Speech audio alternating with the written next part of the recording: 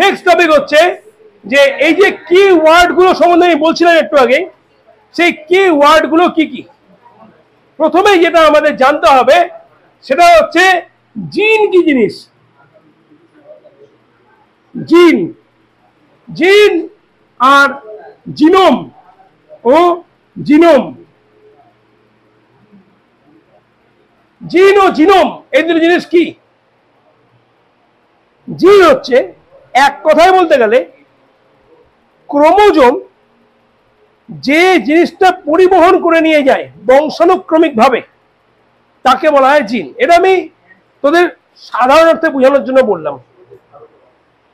এর যদি একটা অ্যাপ্রোপ্রিয়েট সংজ্ঞা দিই তাহলে বংশগতির ধারক ও বাহক যে সে হলো জিন। যেমন কোষের সংজ্ঞা দিই যখন, তখন কি বলি? কোষের সংজ্ঞাতে কি বলি? জীবদের গঠনগত কার্যগত একক হলো কোষ, প্রবেদক বেদ্য আবরণী বিশিষ্ট। ঠিক তেমনি জিন হচ্ছে বংশ গতিবিদ্যার যে ধারক মানে ধারণ করেছে, আর বাহক মানে বহন করে নিয়ে যাচ্ছে, মানে receptor and carrier both, it's called gene. কি বলা থাকে? জিন। মানে এক কথায় বলতে গেলে জিন হলো বংশগতির একক, ঠিক আছে? যেমন জীবদের গঠনগত কার্যগত একক হলো কোষ, তেমন বংশগতির একক হচ্ছে জিন। বুঝে গেছে? এই জিন থাকে কোথায়? ক্রোমোজোমের মধ্যে থাকে। আমরা এখন 2 নম্বর চ্যাপ্টার পড়েছিলাম কোষ বিভাজন, জনন, ওইখানে শুরুর দিকে আমরা ক্লাস 10-এ ক্রোমোজোম সম্বন্ধে পড়েছিলাম। সেই ক্রোমোজোমের মধ্যে থাকে হচ্ছে এই জিন, ঠিক আছে? একটা ক্রোমোজোমের মধ্যে প্রায় 20 লক্ষ জিন থাকতে পারে। প্রায় 20 লক্ষ জিন একটা ক্রোমোজোমে থাকতে পারে। তাহলে কত জিন আমাদের শরীরের মধ্যে আছে?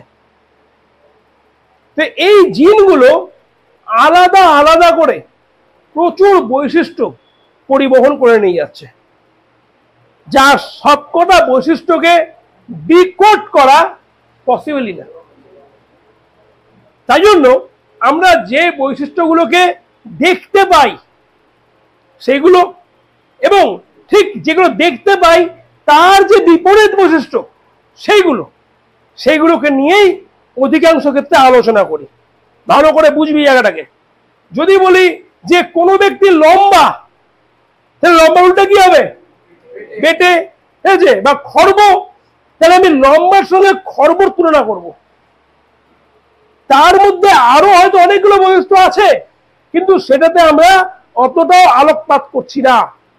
তা হতে গেলে যেগুলো আমরা দেখতে পাই বা দেখতে পাওয়া বৈশিষ্ট্যের যে বিপরীত বৈশিষ্ট্য সেইগুলোর জিনকে নিয়ে আমরা আলোচনা করি। তাছাড়া আরো অনেক প্রকারের জিনগত বৈশিষ্ট্য আছে। যেমন কোনো ব্যক্তির গায়ের রং শ্যাম বর্ণ, এই শ্যাম বর্ণের উপর ভিত্তি করে নিয়ে তারই হয়তো অনেকগুলো বর্ণভেদ রয়েছে। কারো চোখের মনির কালার, এর উপর ভিত্তি করে নিয়ে দেখা গেল প্রায় 100 থেকে 150টা প্রকারভেদ রয়েছে। চুলের যে রং এটাই অনেক রকম, চুলের যে গঠন এটাই অনেক রকম হতে পারে। চুল কোকড়া, চুল লম্বা, কোকড়ার মধ্যে অনেক মানে কার্লি হেয়ারের মধ্যে অনেকগুলো ভ্যারাইটি রয়েছে, স্ট্রেট হেয়ারের মধ্যে অনেকগুলো ভ্যারাইটি রয়েছে। তাহলে এই যে বিভিন্ন ধরনের ভ্যারাইটি গুলো আমরা পাচ্ছি, সব ভ্যারাইটি নিয়ে আলোচনা করছি না। হ্যাঁ, যদি কোনো একটা ব্যক্তির ক্ষেত্রে বিশেষভাবে কোনো একটা জিনকে নিয়ে কাজ করতে হয়, তখন আমরা সম্ভাব্য যে জিনিসগুলো দেখতে পাবো তার সবকটা নিয়ে আলোচনা করব। কিন্তু ওভারঅল সবার ক্ষেত্রে সার্বজনীন ভাবে কয়েকটা বিশেষ জিনকে নিয়ে আমরা কথা বলবো। যেমন ধরনের মেন্ডেল মটর গাছের মধ্যে দেখতে পেল 7 জোড়া বিপরীত বৈশিষ্ট্য। এই 7 জোড়া বৈশিষ্ট্য ছাড়া কি মটর গাছে আর কোনো বৈশিষ্ট্য নাই? অসংখ্য বৈশিষ্ট্য থাকবে। পাতার গঠন হতে পারে, মূলের ছড়ানোর যে অবস্থা সেটা হতে পারে, পাতার উপশিরার অবস্থান হতে পারে, কাক্ষিক মুকুলের অবস্থান হতে পারে, ফুলের পরিস্ফুটনের ধরন হতে পারে, কোষ বিভাজনের প্রকৃতি হতে পারে, কলাস্থানিক গঠন হতে পারে, অনেকগুলো বৈশিষ্ট্য হতে পারে। কথা বোঝা গেল? এত বৈশিষ্ট্য নিয়ে আমরা কথা বলছি না, কিন্তু এই ধারণাগুলো আমাদের বইগুলোতে সম্পূর্ণরূপে দেওয়া থাকে না, ধারণাগুলো নেওয়া খুব প্রয়োজন। তাহলে আমরা এখানে জিন সম্বন্ধে জানলাম। জিনোম কি? যখন আমাদের শরীরের ক্রোমোজোম, মানুষের শরীরে বল বা যে কোনো জীবের শরীরে বল, উদ্ভিদ এবং প্রাণীভেদে ক্রোমোজোম যখন হয়, সেই ক্রোমোজোম গুলো একে অপরের সঙ্গে জুড়ে গিয়ে যে লম্বা ক্রোমোজোমের চেন তৈরি করে, এটা তো আমরা পড়েছিলাম কোষ বিভাজনের সময়, যে কোষ বিভাজনের সময় কেবলমাত্র ক্রোমোজোম গুলো পরিলক্ষিত হয় আলাদা আলাদা ভাবে, তাছাড়া ক্রোমোজোম গুলো যুক্ত অবস্থায় থাকে। কোষের মধ্যে যে যুক্ত অবস্থায় ক্রোমোজোম গুলো রয়েছে, এই যুক্ত ক্রোমোজোম গুলোকে একসঙ্গে বলা হয় থেকে জিনোম। মানুষের ক্ষেত্রে একটা জিনোম প্রায় 1 মিটার মতন লম্বা হয়। এরকম করে মানুষের মোট 2টো জিনোম থাকে একটা কোষের মধ্যে।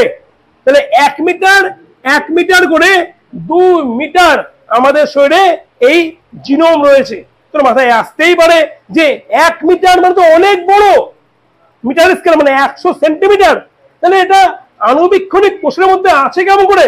আমি 2 নম্বর চ্যাপ্টার পড়ানোর সময় তোদেরকে সলিনয়েড মডেল পড়িয়েছিলাম, রিকয়েলিং পড়িয়েছিলাম, ডিএনএ রিকয়েলিং বা সলিনয়েড মডেল। সেখানে জানিয়েছিলাম যে কেমন করে রিকয়েলিং হয় হিস্টোনের সঙ্গে ডিএনএ দিয়ে নিয়ে এই 1 মিটারটা গুটিয়ে নিয়ে কেমন করে ক্রোমোজোমের আকার ধারণ করে। এরা গুটিয়ে থাকে, ইউক্রোমাটিন হেটেরোক্রোমাটিন ভিত্তিতে গুটিয়ে থাকে। কেমন করে থাকে এটা পড়িয়েছিলাম। তো সেখানে তোরা জানিস কেমন করে হয়, এটা নিয়ে এখানে আলোচনা করছি না। তাহলে 1 মিটারটা গুটিয়ে থাকে, তাই 1 মিটার বলে এটা কিন্তু একটা বিশাল কোনো নাম্বার হতে গেলেও এটা গুটিয়ে থাকবে, ওটা কোষের মধ্যে মানে আণুবীক্ষণিক কোষের মধ্যে থাকতে পারে। কথা বোঝা গেছে? কোনো অসুবিধা আশা করি নাই। তাহলে এই এক একটা জিন এক একটা বৈশিষ্ট্যকে ক্যারি করছে। কেউ লম্বার বৈশিষ্ট্য, কেউ বেটের বৈশিষ্ট্য বা খর্বাকারের বৈশিষ্ট্য পরিবহন করছে, বহন করছে। বোঝা গেছে? কোনো অসুবিধা? তাহলে জিন এবং জিনোম এটা একটা কি ওয়ার্ড, ঠিক আছে? কি ওয়ার্ড, একটা চাবি। আমরা জেনেটিক্স পড়ার একটা চাবি পেলাম। 2 নম্বর কি ওয়ার্ড বা চাবি মূলক কথা হচ্ছে জিন ম্যাপিং। জিন ম্যাপিং, ঠিক আছে? জিনের ম্যাপিং। যদি আমি কোনো একটা জায়গার তোদেরকে ম্যাপ আঁকতে দিই, যে কোনো একটা স্কুলের অবস্থান বললাম, স্কুলটা কোথায় অবস্থিত, তাহলে তুই ল্যান্ডমার্ক দিবি, কিছু একটা রাস্তা আঁকবি, ডান দিক বাঁ দিক দিয়ে একদম সঠিক জায়গাটা দিবি যে এইখানে এ অবস্থিত। ঠিক তেমনি কোনো একটা ক্রোমোজোমের মধ্যে কোনো একটা বিশেষ জিন এর যদি অবস্থান আমাকে দেখাতে হয়, তাহলে ক্রোমোজোমের একটা ডায়াগ্রাম ড্র করে তার এক্সাক্ট পজিশনটা আমাকে দেখাতে হবে। জিনের যে পজিশনটা ক্রোমোজোমের মধ্যে আমি দেখাবো, সেটাকে বলছি জিনের ম্যাপিং ক্রোমোজোমের ওপরে, ঠিক আছে? যেমন ধরে নে এরকম অনেকগুলো জিন হয়, তার মধ্যে একটা জিন সম্বন্ধে একটু বলছি। যেমন আমাদের ওয়াই ক্রোমোজোমের মধ্যে একটা বিশেষ জায়গা আছে SRY, ওখানে টেস্টিস ডেরিভেটিভ ফ্যাক্টর বা TDF নামে একটা জিন থাকে। তো সঠিক একটা অবস্থান আছে। ওয়াই ক্রোমোজোমের ছোট বাহুতে অবস্থান করে, বড় বাহুতে করবে না, ঠিক আছে? তো এরকম ধরনের অনেক কিছু হয়। এরকম প্রত্যেকটা ক্রোমোজোমের মধ্যে প্রতিটা জিনের একটা বিশেষ অবস্থান রয়েছে, ঠিক আছে? তো এই অবস্থানকে তার জিনের ম্যাপিং করা বলছি। তাহলে জিন ম্যাপিং কি বোঝা গেছে?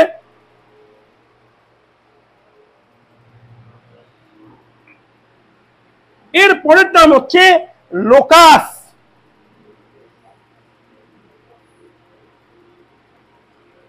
লোকাস কোন একটা জিন যে জায়গায় থেকে তার সঠিক অবস্থান করে প্রকাশ, তাকেই বলে লোকাস, ঠিক আছে? তো কোনো একটা পার্টিকুলার কোনো জিন কোনো একটা জায়গাতে থেকে যখন নিজের অবস্থানের প্রকাশ দেখায় তখন সেই ক্রোমোজোমের সেই জিনকে বলা হয় তার লোকাস। বোঝা গেছে? লোকাস হচ্ছে ক্রোমোজোমের মধ্যে অবস্থিত জিনটার সঠিক অবস্থান বা লোকেশন, ইটস কল্ড লোকাস। এটাকে বলা হয় কি? লোকাস। বোঝা গেছে? অসুবিধা বুঝতে কোথাও?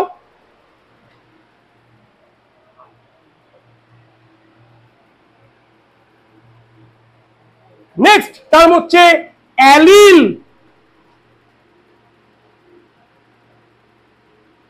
অ্যালিল খুবই সুন্দর একটা কথা। অ্যালিল সমস্ত ক্রোমোজোম, বুঝিস, সিস্টার ক্রোমোজোম বা হোমোলোগাস তো পরে, হোমোলোগাস নাম কেন হলো সে জানতে হতো।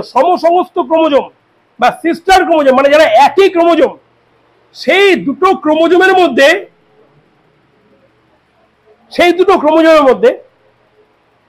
যখন সেম লোকাসকে, দুটো ক্রোমোজোমের সেম লোকাসকে আমরা চিহ্নিত করি, তাই জন্য এদেরকে হোমোলোগাস ক্রোমোজোম বলা হয়ে থাকে। এই হোমোলোগাস ক্রোমোজোমের মধ্যে যখন কোনো একটা জিন, এক প্রকারের জিন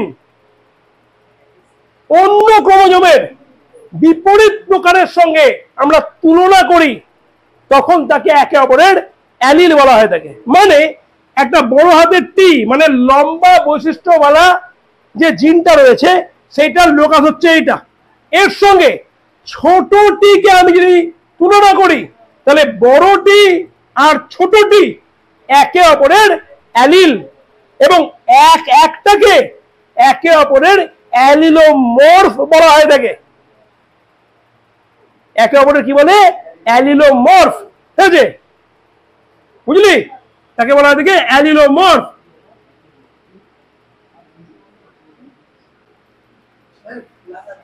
অ্যালিলোমর্ফ, বুঝলি? কোনো অসুবিধা নাই।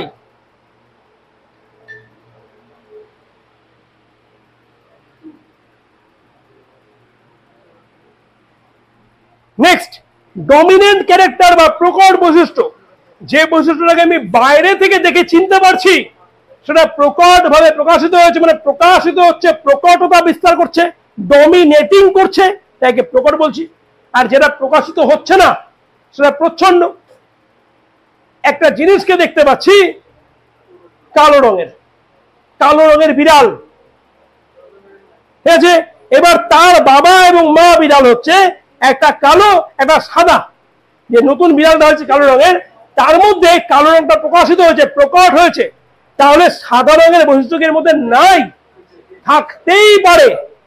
যদি থাকে তাহলে অপ্রকাশিত, মানে প্রচ্ছন্ন অবস্থায় আছে। এটা ব্যতিক্রম। ঠিক আছে, ব্যতিক্রম নিয়ে পরে আলোচনা, সন্ধ্যামালতী ফুলের ব্যতিক্রম নিয়ে পরে আলোচনা করবো। হয়নি, ঠিক আছে, কেন এরকম এখনো পর্যন্ত প্রকৃত হয়নি, কৃত্রিমভাবে তৈরি করা যেতে পারে। প্রকৃতি নির্ণয় করে, প্রাকৃতিক নির্বাচন। এটা প্রাকৃতিক নির্বাচনের উপরে বর্তমানে বিজ্ঞান কাজ করছে। জেনেটিক্যাল মডিফাইড অর্গানাইজার জিনকে চুজ করে নিয়ে প্রাকৃতিক ব্যাপার থেকে অপ্রাকৃতিক ভাবে মানে কৃত্রিম ভাবে কাজ করা যাচ্ছে। জিএমও, এটা নিয়ে একদিন ক্লাসে বলেছিলাম, এটা নিয়ে আলোচনা করবো পরে, কোনোদিনও ডিটেলসে আলোচনা করবো। তো এই হলো গিয়ে ব্যাপার। এবার যেটা বলার সেটা হচ্ছে যে এই যে আমরা পেলাম হোমোলোগাসের উল্টা কি? হেটারোলোগাস।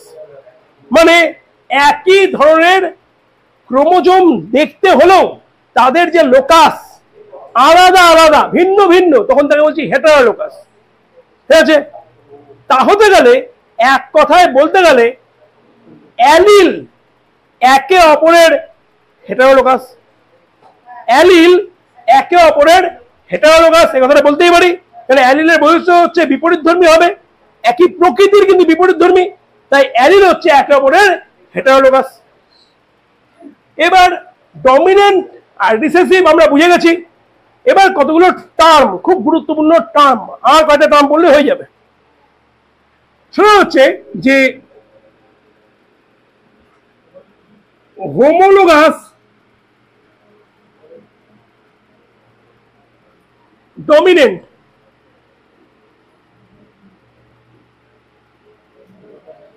হোমোলোগাস ডমিনেন্ট, ঠিক আছে।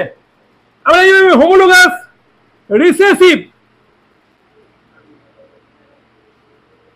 আর হচ্ছে হেটারোলোগাস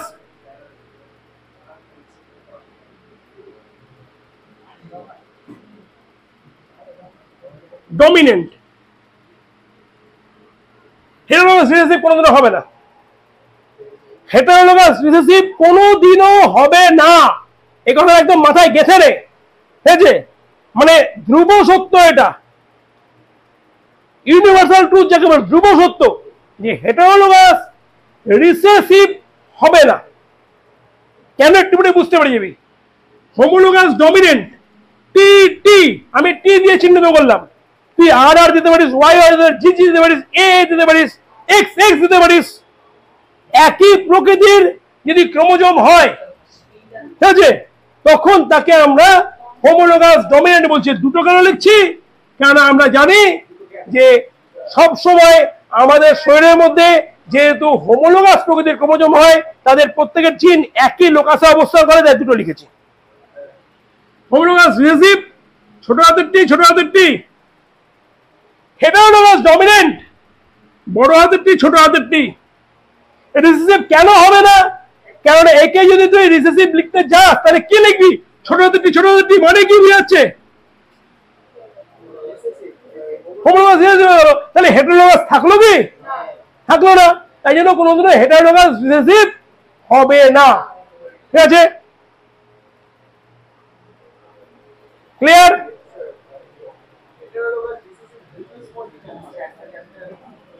তাহলে তো একই জিনিস হয়ে গেল। রিসেসিভ তো দূর করতে পারছিস না, ডমিনেন্ট হয়ে যাচ্ছে তো। ডমিনেন্টটাকে হচ্ছে লম্বাটা, তুই গাছকে বেটা করতে পারবি না। বোঝা গেছে? এবার পিওর আর ইমপিওর ক্যারেক্টার, বিশুদ্ধ আর অশুদ্ধ বৈশিষ্ট্য, ঠিক আছে। দেখ, হোমোলোগাস ডমিনেন্ট বিশুদ্ধ বৈশিষ্ট্য, হোমোলোগাস রিসেসিভ বিশুদ্ধ বৈশিষ্ট্য, হেটারোলোগাস ডমিনেন্ট সংকর বা অশুদ্ধ বৈশিষ্ট্য। ক্লিয়ার? এটা হচ্ছে, এই দুটো হচ্ছে বিশুদ্ধ বৈশিষ্ট্য, আর এটা হচ্ছে মিশ্র বৈশিষ্ট্য। মিশ্র, ঠিক আছে, বা এর অপর নাম হচ্ছে অশুদ্ধ বৈশিষ্ট্য। এর মধ্যে বৈশিষ্ট্য কি আছে? মিক্সড আছে, ইম্পিউরিটি আছে এর মধ্যে, ঠিক আছে। এবার ঘটনা হলো, একটা প্রশ্ন, দুটো লম্বা গাছ দেওয়া হলো, গাছ কাটলে তো গাছের মধ্যে আমি টি টি পাবো না, পাবো কি? গাছ যদি আমি কেটে এখন দেখি, গাছের বডি থেকে কি বড় হাতের টি ছোট হাতের টি বেরিয়ে আসবে? বেরিয়ে আসবে না। তো এই যে দুটো আমি গাছ এঁকেছি, গাছের মতন লাগছে যে দুটো, দেখে নিয়ে কোনটা বিশুদ্ধ লম্বা গাছ আর কোনটা সংকর বা মিশ্র লম্বা গাছ, গাছ দেখে বলা পসিবল? গল্প পড়ে নর্মালি দেখে বল করা পসিবল? পসিবল না।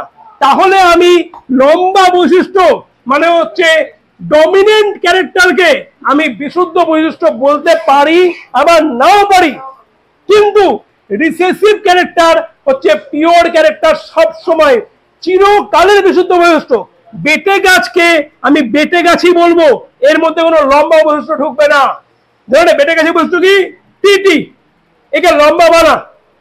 দেখ কি বানাতে গেলে কি হবে? টিটি মানে কি হলো? মানে লম্বা গাছ হয়ে গেল, বেটে তো থাকলো না। তাহলে তুই বড় হাতের টি, বড় হাতের টি, এটাকে লম্বা বলতে পারিস, এটাকে লম্বা বলতে পারিস। তাহলে লম্বা বিশুদ্ধ, লম্বা সংকর হতে পারে, কিন্তু সংকর বেটে হতে পারে না। তাই জন্য recessive character is always a pure character. এই কথাটা মাথায় ঢুকে এনে, রিসেসিভ ক্যারেক্টার হচ্ছে সব সময়ের জন্য বিশুদ্ধ বৈশিষ্ট্য। এবং মনে থাকবে, আজ এই পর্যন্ত থাক।